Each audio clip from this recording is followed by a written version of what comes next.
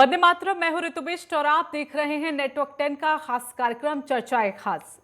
तो यूपी में खेलो India university games का आयोजन हो रहा है और 3 जून तक चलने वाले इस खेल महाकुंभ का पीएम मोदी ने वर्चुअली शुभारंभ भी किया।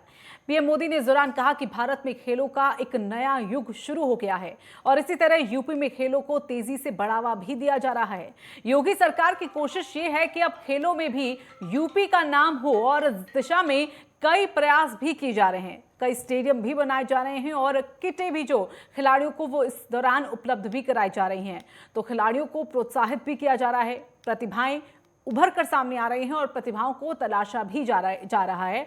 और चलिए इसी पर आज की हमारी चर्चा होगी कि कहीं ना कहीं अब देश जो है वो आगे बढ़ रहा है और खेलों में जिस तरह का हमने पिछले कुछ वक्त पहले से हम लगातार देख रहे हैं, जो बोलबाला है वो तमाम देशों में आयोजित उन कॉम्पिटिशन्स में भी भारत का दबदबा देखने को मिला है। और इसलिए चाहे वो ओलंपिक गेम्स हो, चाहे वो एशियन गेम्स हो, हर एक गेम्स में भारत तेजी से उभरता दिख रहा है।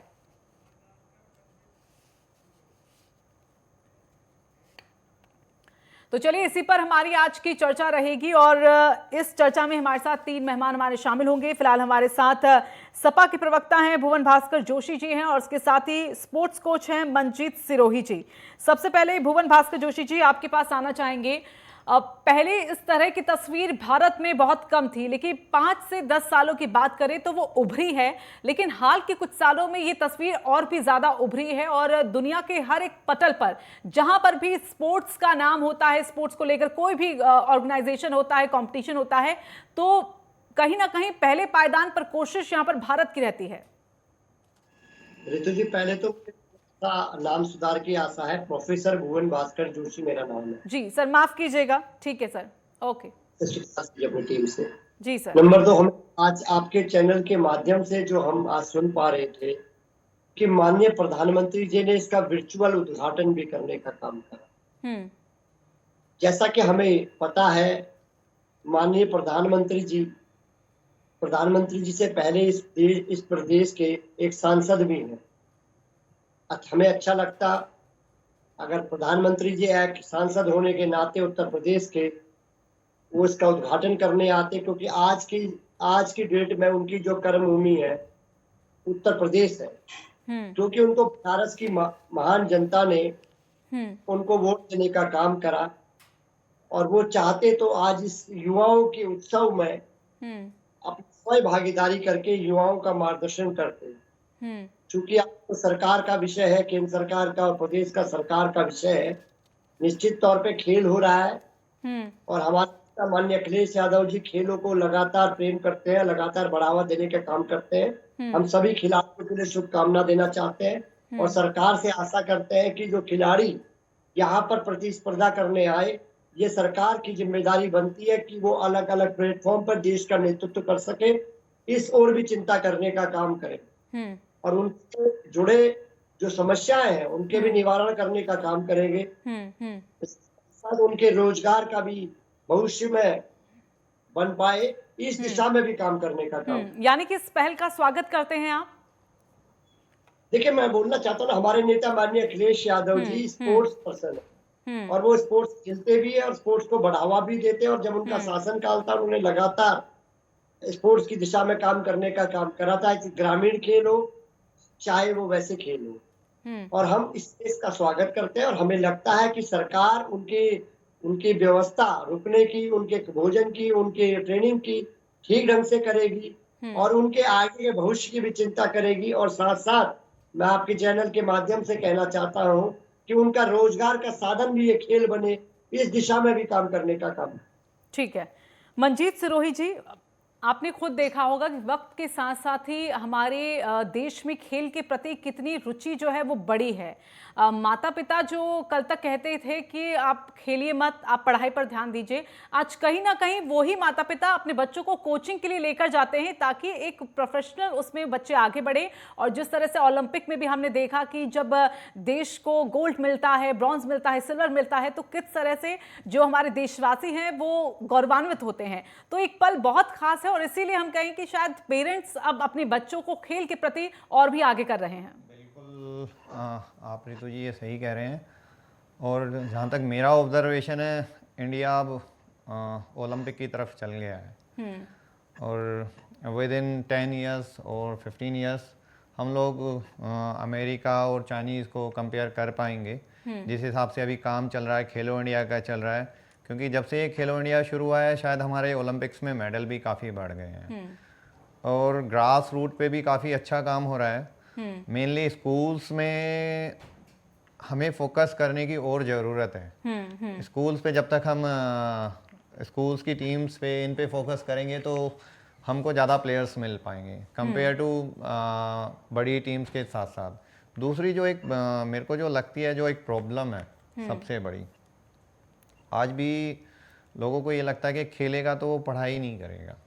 बिल्कुल, उससे हमें थोड़ा सा निकालना है। प्लेयर्स को अगर हमें प्लेयर्स तैयार करने हैं सबसे पहले ना हमको प्लेयर्स को हर जगह थोड़ी सी स्पेस देनी पड़ेगी। हर एक जॉब में स्पेस देनी पड़ेगी, हर एक कॉलेज में स्पेस देनी पड़ेगी, स्कूल्स में हम लोगों को फोकस करना पड़ेगा कि ये थोड़ा खेल में ये थोड़ा एक्स्ट्रा कर रहा है पढ़ाई के साथ साथ, तो इसको थोड़ा सा हमें पढ़ाई में लीनियंट छोड़ना पड़ेगा उसको। ये सब चीज़ें होंगी, डेफिनेटली हम लोग ग्रोथ करेंगे और आगे बढ़ेंगे। और अगर स्टेट वाइज हम बात करें, क्योंकि खेलो इंडिया को लेकर प्रधानमंत्री मोदी ने काफ़ी यहाँ पर आगे कहा है, चाहे वो फिट इंडिया को लेकर हो, खेलो इंडिया को लेकर हो, हर एक धीरे धीरे करके यहाँ पर चीज़ें जो हैं आगे बढ़ाई जा रही हैं। लेकिन स्टेट लेवल पर अभी भी हम कहीं ना कहीं चीज़ों को इतना नहीं देखते। हरियाणा हम पहले देखते थे कि जहाँ से ज़्यादा खिलाड़ी निकलते हैं, लेकिन अब यूपी भी यहाँ पर पीछे नहीं रहा है। और एक वजह ये भी है कि इस तरह से इतने बड़े लेवल पर अगर कोई प्रोग्राम ऑर्गेनाइज किया जा रहा है तो ऐसे में जो खिलाड़ी हैं उनको प्रोत्साहन मिलेगा इससे। हरियाणा में भी मैं काफ़ी गया हूँ। हरियाणा में जो ग्रोथ है उसका एक बहुत मेजर कारण है कि वहाँ पे जितने गांव भी हैं वहाँ पे भी स्टेडियम्स बने हुए हैं मेनली, और ये चीज़ें यूपी में अभी शुरुआत हुई है इनकी। और जिस तरीके से जैसे नोएडा है, नोएडा में जितनी सोसाइटीज़ हैं उनमें सब में ग्राउंड्स बने हुए हैं। हर एक सोसाइटी में ग्राउंड्स है, हर एक सोसाइटी में कोचिंग चल रही है। तो इस वजह से नोएडा गर्ल्स में या बॉयज़ में काफ़ी इम्प्रूव है, हर बार फाइनल्स में रहता है क्योंकि ग्रास रूट पे बहुत सारा काम हो रहा है। अगर यही सारा काम हम लोगों का हर एक शहर में शुरू हो जाएगा तो हम नंबर 1 पे आने में ज़्यादा देर नहीं लगाएंगे। बिल्कुल। प्रोफेसर भुवन भास्कर जोशी जी, क्योंकि अभी भी कहीं ना कहीं कुछ कमियां हैं, शायद हम ये कहें कि शुरुआत है तो शुरुआत में पायलट तौर पर हम कई प्रोजेक्ट्स की शुरुआत करते हैं और एक पायलट प्रोजेक्ट के तौर पर कहें या फिर खिलाड़ियों को धीरे धीरे अपने घरों से बाहर निकालने के लिए कहीं ना कहीं यूपी सरकार ये कोशिश तो कर रही है। रितु जी, जैसा हमारे साथी पैनलिस्ट को हम सुन पा रहे थे, उन्होंने भावना दी कि उन्होंने कहा कि जो ग्रास रूट से चलिए, लगता है कि उनका यहाँ पर संपर्क टूट गया है। लेकिन मंजीत जी, क्योंकि आप एक स्पोर्ट्स टीचर खुद हैं, आप एक स्कूल में हैं और बदलते वक्त के साथ साथ आपने कुछ बदलाव यहाँ पर बच्चों को देखा है और खासकर गेम्स को लेकर, क्योंकि हमने पहले देखा था कि गेम्स की अगर बात होती थी, अगर छुट्टी का भी दिन होता था तो बस क्रिकेट मैच ही खेला जाता था, लेकिन आज महज से क्रिकेट तक ही सीमित खेल की दुनिया नहीं रह गई है और भी कई ऐसे गेम्स हैं जिसके प्रति रुचि देखने को मिल रही है। बिल्कुल मैम, आज के टाइम में मैं खुद स्कूल में वर्किंग हूँ, तो मॉर्निंग 6 o'clock स्कूल परमिशन शुरू करता है खेलने की। 6 to 8 वहाँ पे स्पोर्ट्स पीरियड रहता है पूरा, मॉर्निंग 6 to 8 सब पेरेंट्स छोड़ने आते हैं, उसके बाद पढ़ाई शुरू होती है। इसी फॉर्मेट की वजह से आज जो डीपीएस के स्कूल्स हैं ये सब इसमें लागू है, सारे स्कूल्स में वो ऊपर हैं। अगर ये सारे स्कूल्स में लागू हो जाएगा तो मेरे ख्याल से स्टेट को ले लो या हम अपने देश को ले लें तो हम ऊपर जा सकते हैं। और पर्टिकुलर अगर खेल को लेकर हम बात करें तो ऐसे कौन से खेल जो आने वाले वक्त में भारत को एक नई दिशा दे सकते हैं, क्योंकि हम क्रिकेट को लेकर, जैसे मैंने कहा कि क्रिकेट को लेकर तो हम खेल के तौर पर देखते थे और आज भी अगर हम कई प्लेयर्स को देखते हैं जो लगातार 6 मारते हैं या फिर अच्छे रन स्कोर करते हैं तो पता चलता है कि उनका जीवन काफ़ी संघर्षों से गुजरा है और पेरेंट्स कहीं ना कहीं अलाउड नहीं करते थे कि ये खेल क्या है, आप पढ़ाई में ध्यान दीजिए। तो खेलों को लेकर किस तरह से बदलाव जो देखा गया है, जैसे बास्केटबॉल की बात कर ले, हम जैवलिन थ्रोअर की बात कर ले, नीरज चोपड़ा की बात कर ले, तो ये ऐसे प्लेयर्स हैं, ऐसे गेम्स हैं जिसके बारे में धीरे धीरे करके जानकारी मिल रही है। बिल्कुल, क्रिकेट के अलावा जो अभी बिल्कुल जो लाइन में गेम हमारे लगे हुए हैं, सबसे ऊपर उसमें बैडमिंटन चल रहा है। बैडमिंटन में हमारे काफ़ी मेडल्स हैं। बॉक्सिंग हमारा चल रहा है। बॉक्सिंग पूरे हरियाणा में मेरे ख्याल से बॉक्सिंग का काफ़ी दबदबा है। रेसलिंग हमारे पास काफ़ी है। हम थोड़ा सा कहीं लैग कर रहे हैं तो टीम गेम्स में कर रहे हैं। इंडिविजुअल गेम्स में हम लोग टॉप पे आने लगे हैं धीरे धीरे, वन बाय स्टेप्स आ गए हैं हम लोग। और अगर यहाँ पे हम और चीज़ों को देखें, जैसे कि हम आपने कहा कि ग्राउंड लेवल पर अभी भी चीज़ों की जो कमी है वो देखने को मिल रही है। कहीं पर ग्राउंड है स्पोर्ट्स के लिए, हमें और भी चीज़ें जो ज़रूरत होती हैं वो तो उपलब्ध हो जाती हैं, लेकिन कोच की भी एक बड़ी समस्या, शायद वक्त पर जो गाइडेंस खेल को लेकर मिलनी चाहिए बच्चों को वो वहाँ पर नहीं मिल पाती है। इस वजह से भी हम देखते हैं कि बहुत जल्दी जो है खेलों के प्रति रुचि भी कम हो जाती है। बिल्कुल, इसका मैम एक मेन कारण है कि कोचेस तो कम हैं, पर कुछ लोग कोचेस बन गए हैं। यूट्यूब से सीख के भी कुछ कोचेस बन गए हैं जो गलत गाइड कर रहे हैं बच्चों को। और मेरे ख्याल से गलत गाइड करने पे भी जो बच्चा एक अच्छा होना चाहिए वो कहीं ना कहीं डाउन हो रहे हैं। तो इस चीज़ पे हमें एक कोचेस के लिए NIS है। अभी तो पहले एक पटियाला में थी, अभी तो साई ने काफ़ी सारे सेंटर्स खोल दिए हैं वहाँ पे। पर फिर भी हमारी जितनी जनसंख्या है उस हिसाब से मेरे ख्याल से काफ़ी कम है। हमें उस पर काफ़ी काम करना पड़ेगा। भास्कर जी, उस दौरान आपका नेटवर्क चला गया था। मैं चाहूंगी कि उस सवाल को आप कंटिन्यू करें, और इसके साथ ही यही कि आगे अगर हम खेलों के प्रति देश का नाम आगे रोशन होते हुए देखते हैं तो यूपी का उसमें नाम सबसे ऊपर शायद रहने वाला है। देखिए, ये तो एक संभावना है कि उत्तर प्रदेश में क्या होगा। अभी तो हरियाणा का दबदबा चल रहा है, लेकिन इतना कह सकते हैं कि भविष्य के प्रति हम लोग अगर जागरूक रहेंगे और अपने जो खिलाड़ियों को सही दिशा और दशा उनकी दे पाएंगे तो निश्चित तौर पे परिणाम अच्छे आ सकते हैं, सुखद आ सकते हैं। उत्तर प्रदेश में प्रतिभाओं की कोई कमी नहीं, लेकिन जरूरत है ग्राउंड लेवल पे काम करने की, उनको ट्रेनिंग देने की।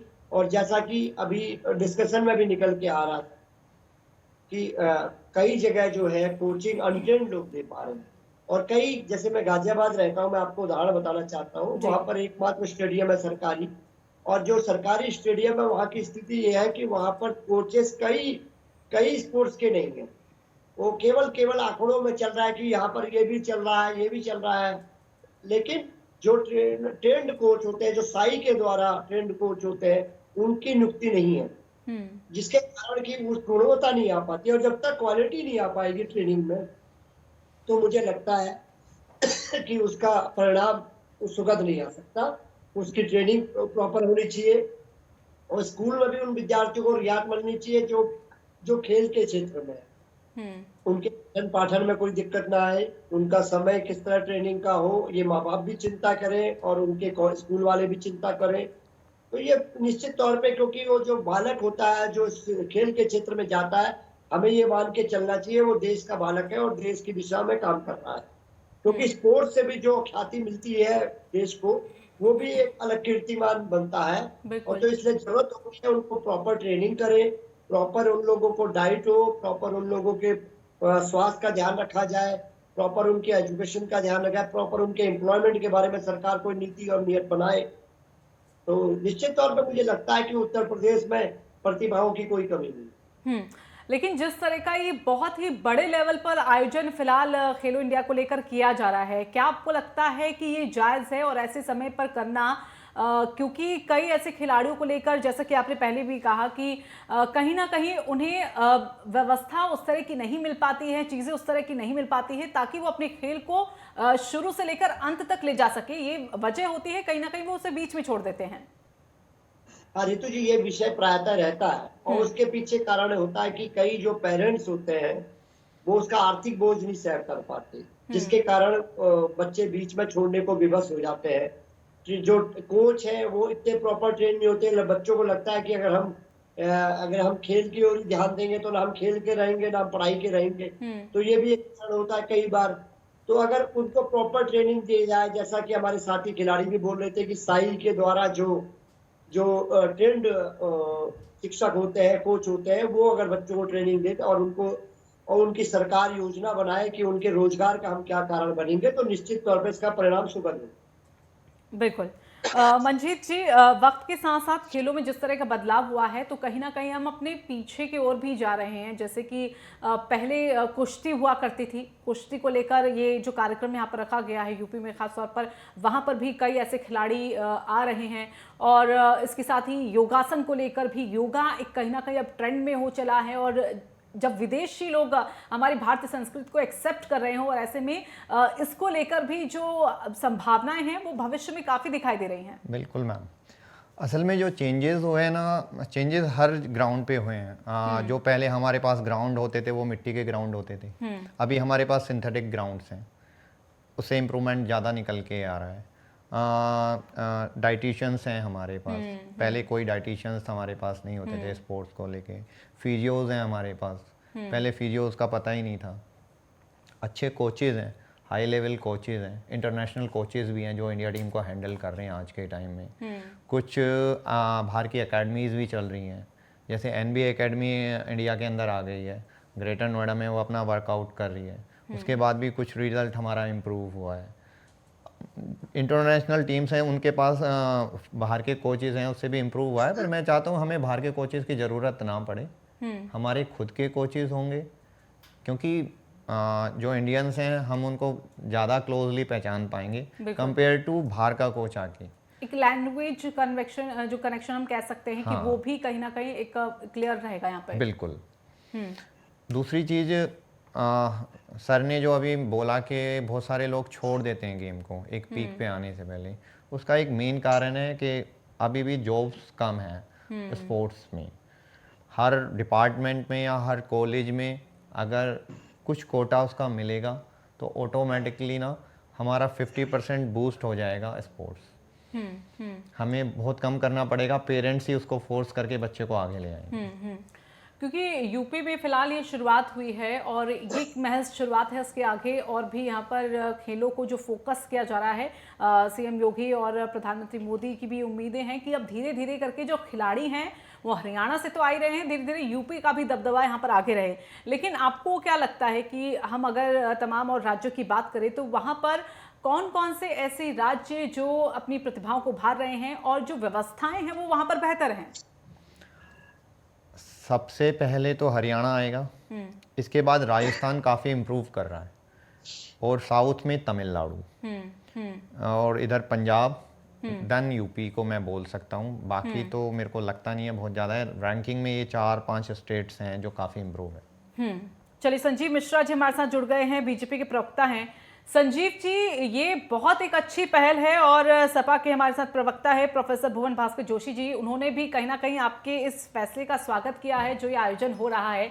लेकिन ये माफ़ कीजिएगा शमशी आज़ाद जी, कहीं ना जिस तरह से हम देखते हैं कि खेलों के प्रति जो रुझान वो शुरुआत में देखने को मिलता है वो अंत तक नहीं, वो कहीं ना कहीं धूमिल हो जाता है। वजह इसके पीछे यही है कि पहले जो रुचि दिखाई जाती है वो बाद में रुचि खत्म हो जाती है। जी, हमसे सवाल है मैम। जी देखिए, भारतीय जनता पार्टी ने उत्तर प्रदेश में जिस तरीके से अभी खेलो इंडिया का आयोजन किया है, ये उत्तर प्रदेश में खेल प्रतिभा को निखारने का एक अलग से मौका दिया है।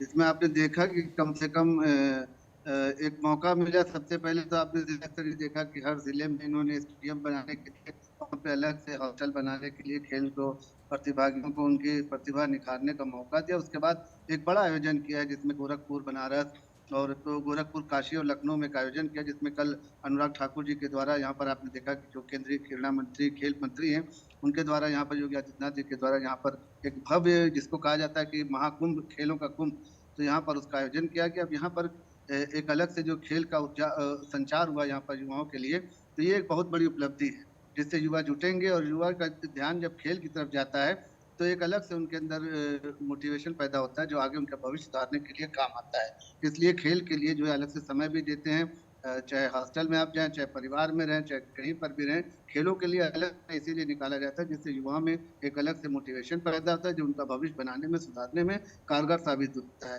तो यही देखने के लिए हमारे उत्तर प्रदेश सरकार के योगी आदित्यनाथ ने और केंद्र में जो सरकार है भारतीय जनता पार्टी की माननीय योगी मोदी जी की, तो उन्होंने खेलो इंडिया का नारा देकर उत्तर प्रदेश में नहीं बल्कि पूरे हिंदुस्तान में इसका आयोजन किया, जिससे नौजवानों में जो है काफी उत्साह देखने को मिला। और पहले ये होता था कि खेल सिर्फ हरियाणा और पंजाब तक ही सीमित रहते थे, तो उसको उन्होंने जो है दूर दराज के सभी छोटे छोटे जिलों में, चाहे जौनपुर हो, आजमगढ़ हो, आगरा हो, फिरोजाबाद हो, सिकंदराबाद हो, आपके मुरादाबाद है, कौशाम्बी है, फतेहपुर है, तो इस तरीके के सभी छोटे छोटे जिलों में जो है एक अलग से स्टेडियम बनाने के काम भी चल रहा है। और वहाँ पर खिलाड़ियों को प्रोत्साहित करने के अलग से कोच भी रखे गए, जिससे रोजगार के भी अवसर, नए नए रोजगार के अवसर उत्पन्न होंगे और खेल की भावना को बढ़ावा दिया जाएगा।